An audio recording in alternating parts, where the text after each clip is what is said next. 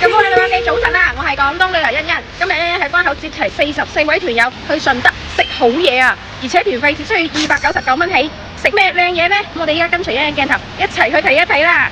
今日中午第一餐就嚟到黃媽媽金牌私房菜啊！睇下黃媽媽嗰邊嘅豪宅，真係風涼水冷好地方啊！招牌天麻魚頭湯嚟啦！招牌中嘅招牌八寶釀鯪魚啊，靚雞啊！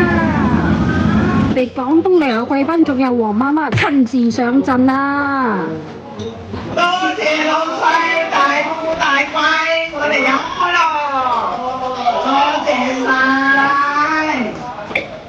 而家又嚟到奇哥金獎私房菜啦！哇，入去睇睇有咩好嘢食啦！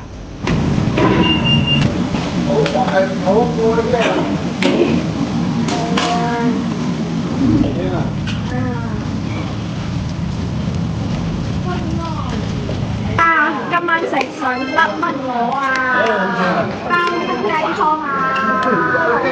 呢個私房菜真係有屋企嘅感覺㗎。